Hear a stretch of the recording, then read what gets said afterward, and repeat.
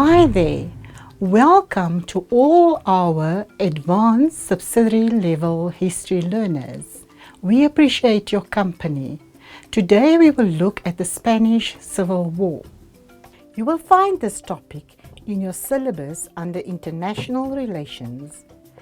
Here it is on the globe of the earth. Let's hear more. AS learners should be able to assess in an exam how the Spanish Civil War can be understood in the context of international relations from 1919 until the outbreak of the Second World War. We have 4 learning outcomes for this lesson to help you. Explain why Germany's Hitler and Italy's Mussolini became actively involved in the Spanish Civil War. Explain why Russia's Stalin became actively involved in the Spanish Civil War. Explain how Britain and France responded to the Spanish Civil War. Explain the results of the Spanish Civil War. Now, let's get started.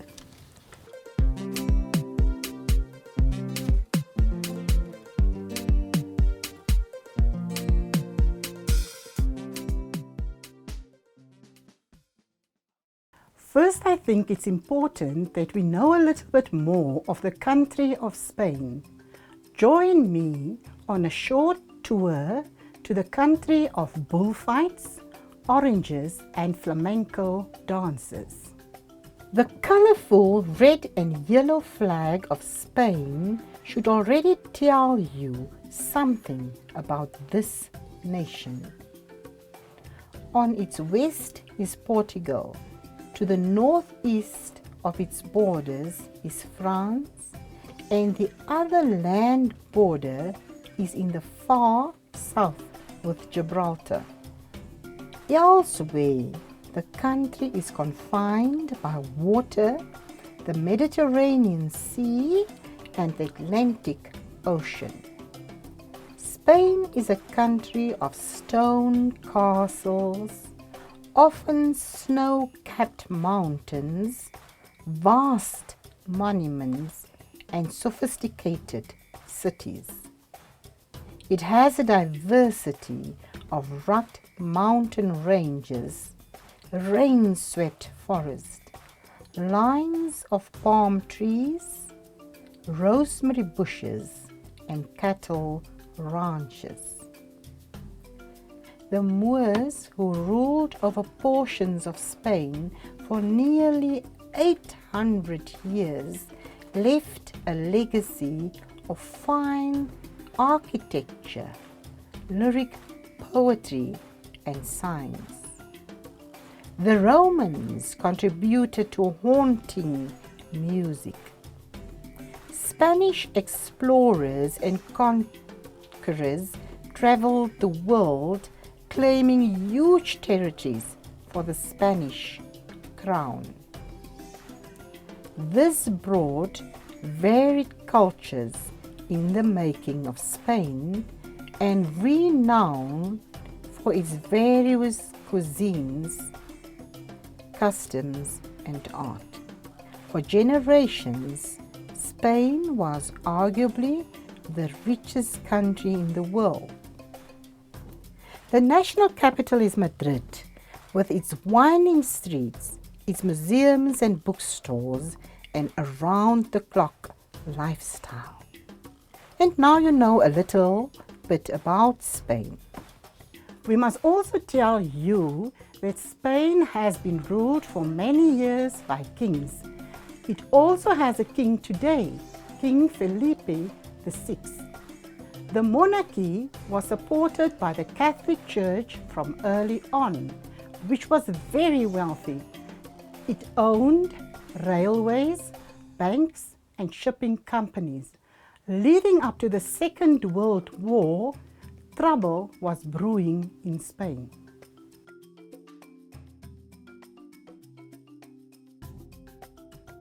Politically, Spain was divided into provinces and the Spaniards were more loyal to their municipalities and provinces than they were to their country and King Alfonso XIII. This made Spain nationally weak, and the country became the testing ground for world conflict. Here is the background of the Spanish Civil War. In the 1920s, Spain became a military dictatorship under Primo de Rivera with a very strong army. Then in the 1930s, Spain became a republic. The Popular Front took over the government in 1936. Spain was now divided into two camps. The ruling Popular Front, which was in control of the government, consisted of Republicans, Liberals, Socialists, Communists, and Anarchists. The Nationalists, who were the rebels in the other camp, consisted of middle-class moderates, fascists, Catholics, and the army that was led by General Francisco Franco. Oh, we smell trouble. The Spanish Civil War broke out due to a variety of economic, social, and political reasons.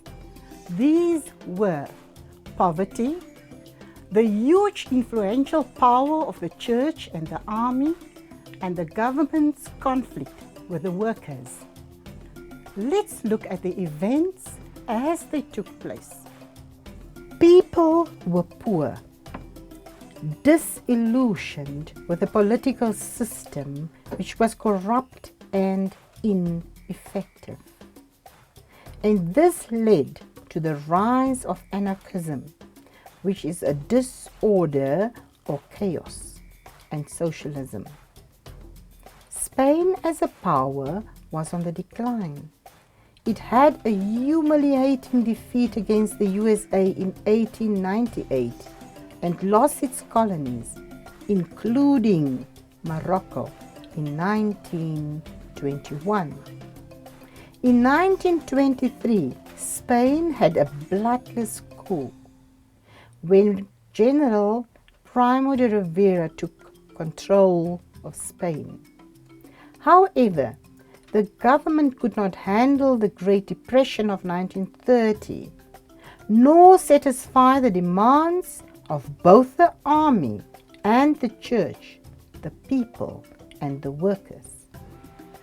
Starvation rose as food prices rose exorbitantly, and Rivera had to resign as the army drew away its support. In 1931, King Alfonso authorized elections, and voters overwhelmingly chose to abolish the monarchy in favor of a liberal republic. The new Republican government faced the same problems. In 1934, coal mine workers staged a general strike, which was violently overpowered by General Francisco Franco. As more and more riots occurred, the government lost complete control. It was unable to carry out reforms without alienating either the clergy, the army, landowners, or the peasantry. The military under General Franco, and later supported by the fascist Germany, prepared a takeover of Spain. Spain dissolved into civil war in July 1936 as General Franco called on all army officers to join an uprising to overthrow Spain's leftist Republican government. the revolt spread to the mainland Spain. Thousands of suspected political opponents were executed. Franco brought the so-called Army of Africa from Morocco to the Spanish mainland. Germany and Italy helped France with an abundance of planes, tanks, and weapons, while the Soviet Union helped the Republican side. There were also thousands of communists and other radicals from France, the USSR, America, and elsewhere that formed the international brigades and assisted the Republican side. These foreign units helped to defend Madrid until the end of war. In June 1938, the nationalists drove the Mediterranean Sea and cut Republican territory in two. Franco mounted a major offense against Catalonia and in January 1939, its capital, Barcelona, was captured. The Republicans tried to negotiate for peace, but Franco refused, and on March 28, in 1939, the Republicans finally surrendered to Madrid, bringing the Spanish Civil War to an end. Up to 1 million lives were lost in the conflict, which was the most devastating loss in Spanish history. General Francisco Franco served as dictator of Spain until his death in 1975. Viewers, now you know the full story relating to the Spanish Civil War. Next, we will proceed to discuss specific questions you could expect in an exam. Got your notebooks ready? Firstly, what was the international context of the Spanish Civil War and how did this influence the conflict? Again, we are looking at the international context of the Spanish Civil War and how this influenced the conflict. Well, as soon as fighting broke out, the League of Nations imposed an arms embargo, trying to limit the fighting and bloodshed.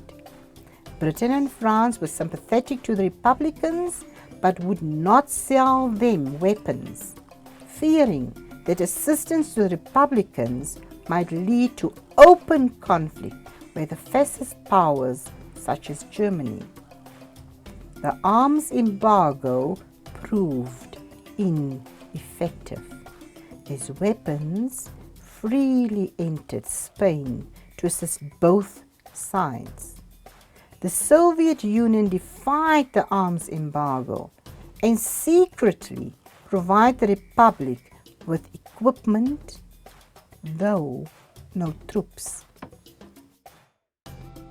Joseph Stalin wanted to spread communism and was pressed by the communist bodies in Europe to assist the Popular Front, so he gave assistance to the International Brigade, the Army of Volunteers from Europe and the USA.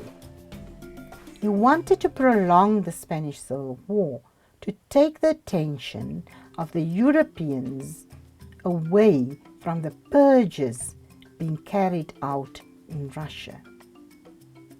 The Soviet assistance was not as large as those of Germany and Italy, but enabled nationalists to discredit the Republicans. Stalin also managed to preoccupy the German military and embarrass Britain and France. Here is the next one. Spain's ruler Francisco Franco asked Germany's Hitler and Italy's Mussolini to assist the nationalists. Why did Germany and Italy agree to help the nationalist side in the Spanish Civil War. Let's start with the Germans. Adolf Hitler became involved because he was against communism and an anti-socialist. Remember, there were communists and socialists in the Popular Front, and Hitler did not want them to take over Spain, because then Germany would have another enemy in the event of a war in Europe. So he decided to help General Franco to fight against Britain and France.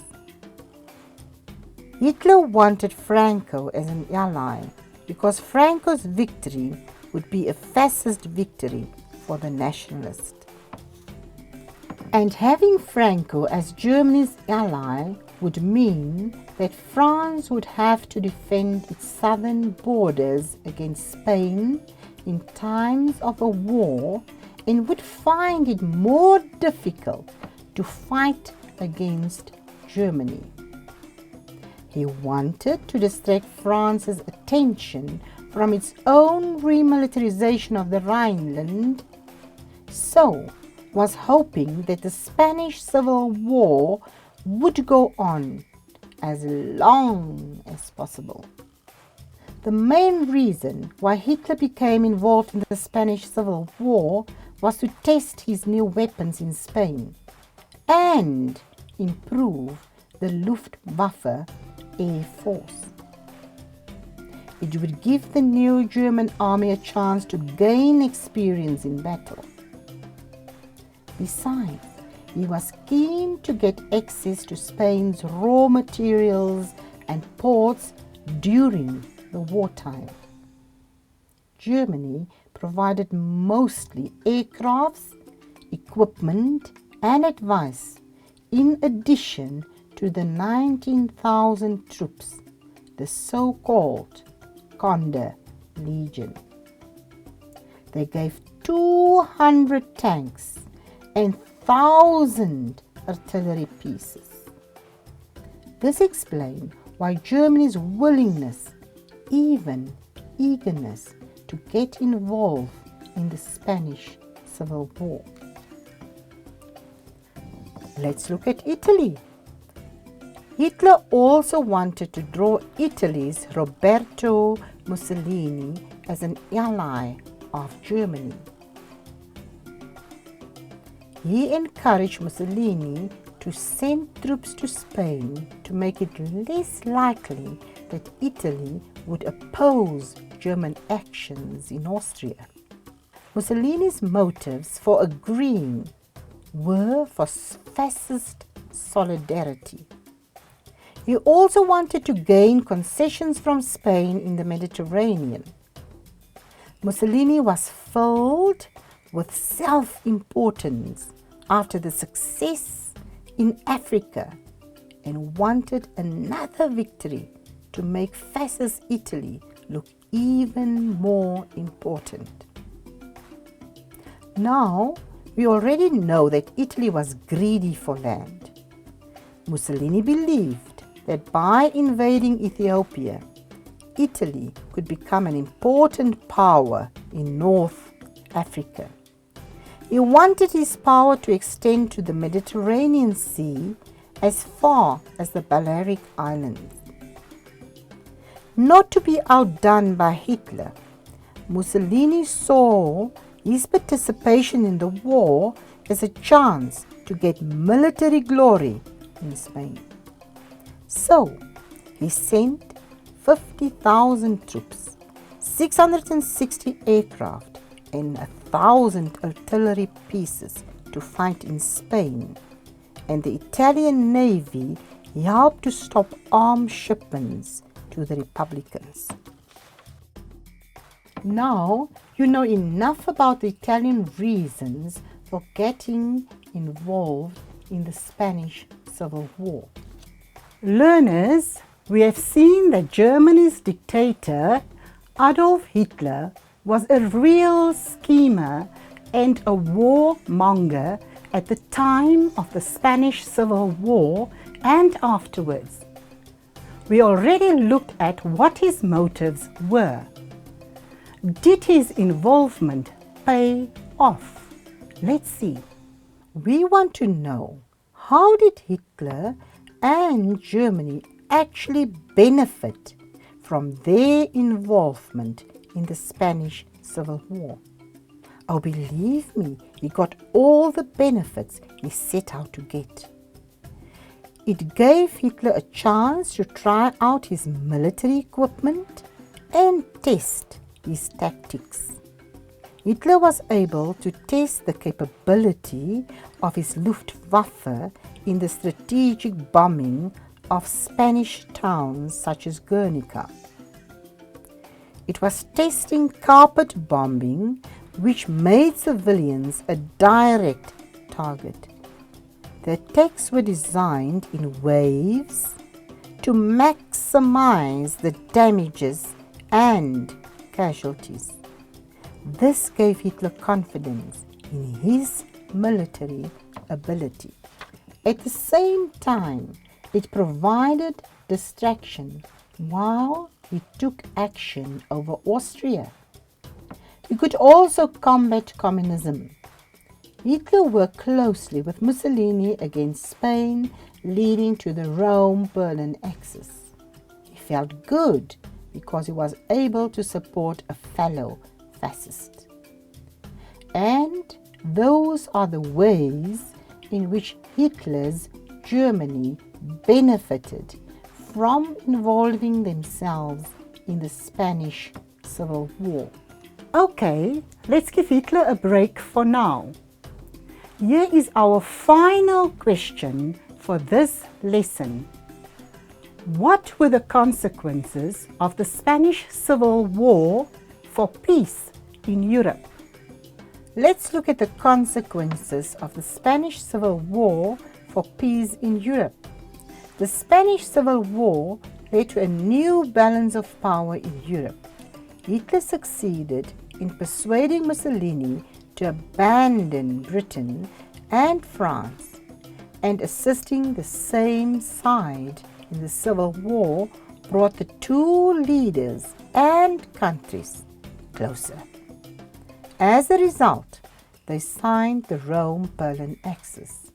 The foreign policy of Britain, France, and Germany became clearer. The British had a foreign policy of appeasement and pacifism, which became more defined. France was content to follow British lead. Germany began to follow a more violent foreign policy. Hitler tested his armed forces in conflict with the Luftwaffe, practicing and perfecting dive bombing techniques. He also took successful action over Austria and Czechoslovakia. Britain and France started to rearm. The 3 years of war distracted diplomats and officials from the affairs of Central Europe. The League of Nations was again shown to be ineffective. All this could be considered a dress rehearsal for a full-scale European war. So in terms of the consequences of the Spanish Civil War for peace in Europe, peace was generally a vague dream. Let us wrap up the lesson. Viewers and learners, I hope that you've enjoyed our lesson and understand the Spanish Civil War better. Before we say goodbye, let's have a very brief summary of what we have learned today. We learned that the Popular Front took over the government of the Spanish Republic in 1936 and chaos gradually descended on the country. We spoke about the reasons why Hitler and Mussolini actively involved their countries, Germany and Italy, in the Spanish Civil War. We also looked at why Stalin involved the Soviet Union in that war. we looked at the responses of Britain and France to the Spanish Civil War and the resulting consequences of the Spanish Civil War. We learned that the Spanish Civil War was one of the events leading to the Second World War, and that Spain, in fact, became a testing ground for world conflict.